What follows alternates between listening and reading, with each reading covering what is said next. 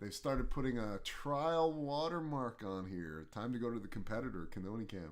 I believe that trial logo vanishes in a few seconds. So, but welcome. Good morning. Join me for the coffee. I'm not starting with, it's too early for this. Instead, I've started with, it's Blender time. Just to go over, you guys might have seen last night me appear sort of briefly, quietly, no camera, no voiceover, just doing my thing, because I was in with my youngest kid, and I thought I'm going to do some more Blender modeling. And I thought, hey, you know what? I might as well stream this at the same time. I think there's a few of you out there who like workflow videos and things like that, so I thought I'd sort of do my thing. I might later go back to that Blender video and do sort of like audio annotation, right? It looks like I can kill that. Purchase to, no, let's cancel that. No, it looks like that trial thing. See, the trial thing vanished for a little while, but it's back again. I'm going to try later with my iPhone. I'm going to connect that up and see how that goes, because I didn't have this yesterday with my iPhone. But I'm running my iPad today, so we'll see how that goes. Yeah, I'm just going to walk you guys through my decision process. You guys might have seen me struggle through the fingers. Now, it's kind of interesting. There are subtle little difference with the solver inside of Blender that I really kind of enjoy, and it's something that I can't really explain to you guys. You have to go in and try it. So first of all, the Snakehook tool, right? It seems to, and correct me if I'm wrong, but Blender seems to try to maintain volume when you're using the Snakehook tool to pull out fingers. It's an old school technique. I just wanted to give it a try, right? So when I pulled out those fingers, lo and behold, I didn't have intersecting polys, not to a high degree. And it's a problem that afflicted ZBrush in the early days. So generally when I create fingers inside of ZBrush, I usually create them with Z-spheres. I create them with Z-spheres for a number of reasons, right? One of them being, and I usually keep them on separate sub-tools if I do kind of create an adaptive or unified mesh or what have you. And the problem, as you can see, is when you go to remesh, you get these webbed finger, you get this webbed finger effect, right? So that's one of the major sort of drawbacks of sort of, I'm actually following the wrong train of thought because I'm thinking at the same time I'm talking. So when I create the Z-spheres fingers, it keeps them separate, because if I do the Snakehook technique, not only do I get intersecting polygons, but when I do a remeshing operation, you can see the meshing algorithm will web across the fingers, right? And create these unnecessary artifacts, so you have to go back and fix it all. But like I said, using the Snakehook tool, for the first time in a long time, I noticed that Blender has a slightly different way of solving, and it's a lot nicer. The other thing that I really kind of enjoyed is, let's get in the Snakehook tool, and I'll give you just sort of a practical example. There's a subtle little thing going on with the Snakehook tool. So with the Snakehook tool, I can just pull in a different direction, but notice how when I move around, I can actually sort of rotate the guy. Also with, I didn't notice that behavior with the move tool. So if I wiggle this a bit, I can start to,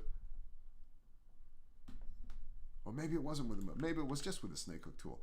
So I think I'm going to try this in ZBrush, because it doesn't make sense that this would be fundamentally different. So maybe what actually, now that I'm doing this in front of you guys and talking about it, maybe what's happening is that I'm actually using the Snakehook tool, but it's looking at the pivot point of my cursor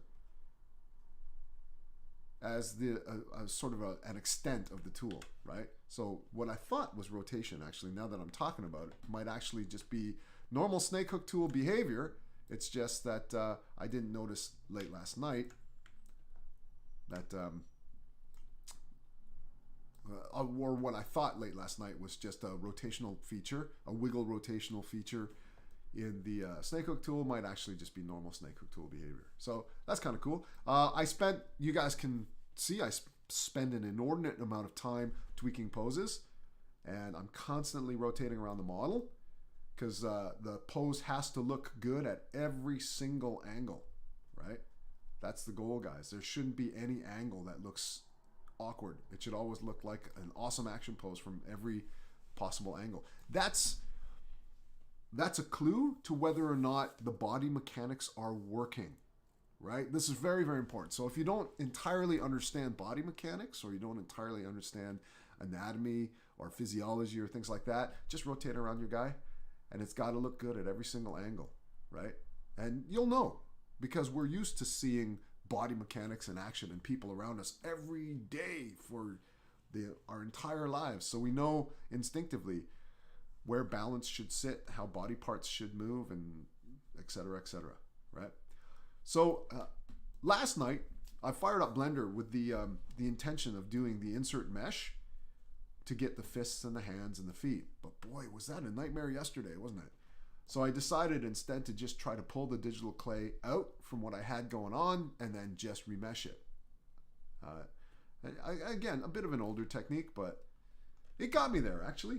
And it also helps to facilitate mouse modeling. So oftentimes I'll get people say, you know, do you prefer modeling with a mouse or with a pen? And it's a nightmare modeling with a mouse. And yeah, I get all that. But I've been at this for a long time. I've been able to find a happy medium.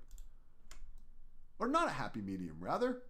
I find that certain operations during the art creation process are better facilitated by a mouse. And then when I go to detailing or doing things that require more dynamic kind of lines and strokes, then I'll switch over to the old Cintiq pen, right? So it's not an either or thing.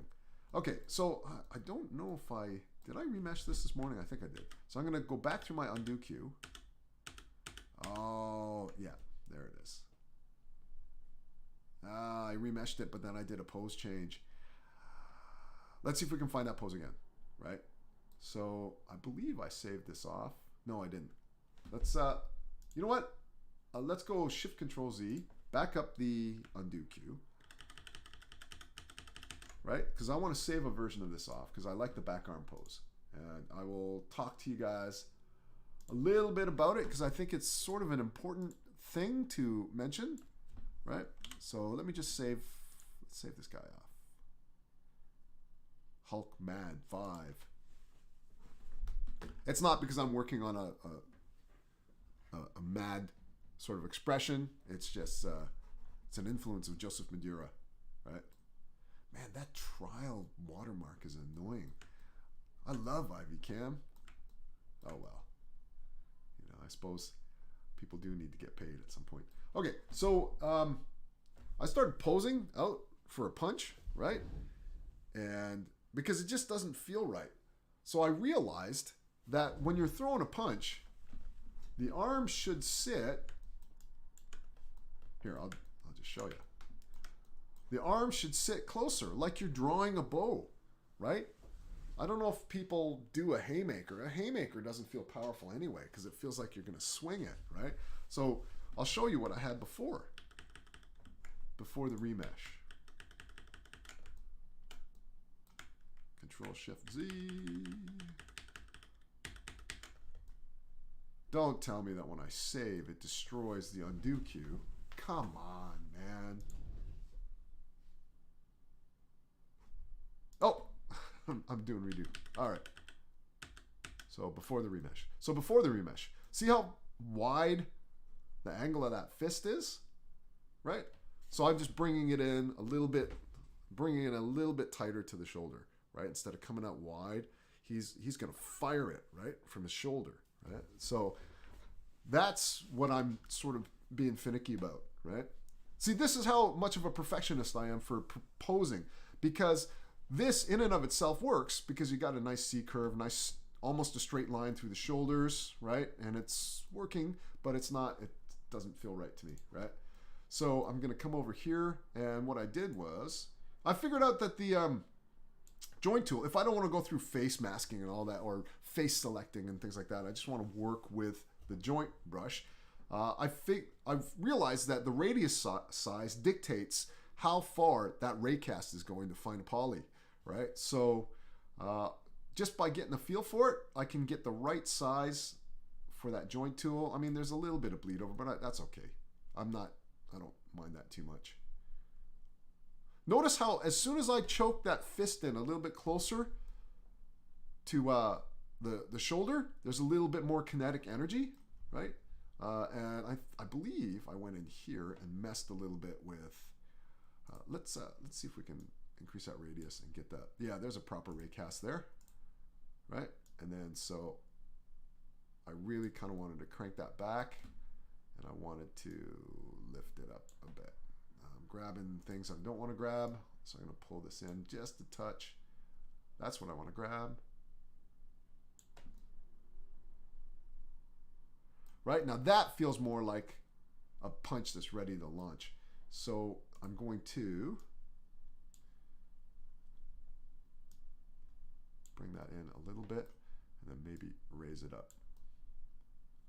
Yeah, that feels like a lot of kinetic energy has been built up, right?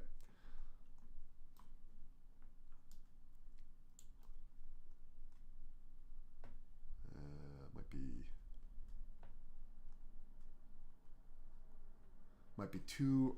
I think that's too far in. Yeah, that feels about right to me. That definitely feels a little bit.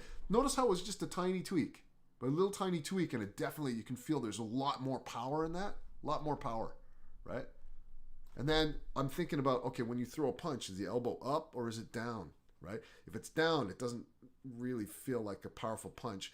If you punch downward, there's more power to it. So when you lift the elbow, you're intimating just a little bit more power, right? Now, punch mechanics as well. One of the things I always recommend is acting out, right? So one of the things that helps me with this type of posing is my, past in terms of martial arts and mixed martial arts and wrestling and all that kind of stuff that I did when I was younger, right? So I can start to understand sort of where the balance is and where the power is and all that kind of stuff, right? So I'm really super happy with that. I want to remesh it, but I don't want the webbing to happen again. So the solution to that is quite simple. You go to the remeshing algorithm here, or the tool, and I don't like this. I don't like that I have to go to the tool menu. It's very 3D Max-like. I feel like I'm editing a modifier stack, and I hate that way of working. So let's try and make it something super small, because I can just do an initial remesh, and then slowly bring the voxel size back up again, creating a. Did we do something? I don't think we did. Let's try that again. Remesh. Oh yeah, okay, there we go. It's lit up in blue, so it's off and it's doing its thing. I miss ZBrush's little progress bar that shows that it is indeed remeshing, but this is all right. It's okay. I'm starting to get a bit more comfortable with Blender and the sculpting tools. Notice last night I almost abandoned it. I was sitting there going, you know what? I think I'm going to take this into ZBrush.